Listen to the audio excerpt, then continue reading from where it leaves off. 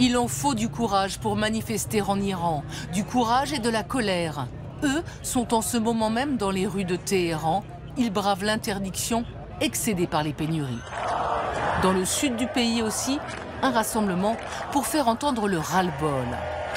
Oh, électricité, vie, c'est notre droit inaliénable. Dans le nord du pays, à Romam, ils sont plusieurs centaines également. Peu d'images encore, mais la protestation semble gagner d'autres villes. Des semaines que le pays tout entier sombre. Les coupures d'eau et d'électricité sont quotidiennes, parfois 12 heures par jour. L'Iran vacille à la lueur des bougies. Dehors, les températures flirtent avec les 50 degrés. En cause, une sécheresse record et un régime jugé incapable de gérer la crise. À Téhéran, une jeune fille a accepté de se filmer pour nous dans son appartement. On n'a plus d'eau. Ou plutôt, voilà ce qui nous reste comme eau pour la journée. Comme tous les Iraniens, elle fait à l'ancienne des réserves dans des bouteilles pour pouvoir se doucher. La guerre est finie avec Israël. Et maintenant, c'est notre guerre contre la République islamique.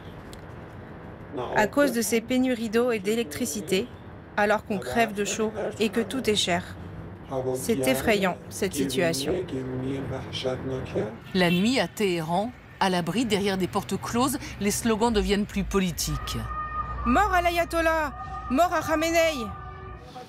Les traces de la guerre contre Israël, qui avait duré 12 jours en juin dernier, sont encore sur les murs et dans les esprits.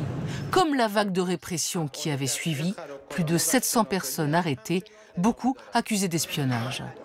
Et pourtant, quand notre caméra pénètre dans le grand bazar de Téhéran, aucun signe de tension. Les jeunes filles déambulent sans voile, pas de policiers, pas de contrôle. Dans cet autre quartier, certaines portent des tenues inimaginables il y a encore quelques semaines, décolletées et ventre à l'air. Aujourd'hui, ils nous laissent tranquilles avec le voile.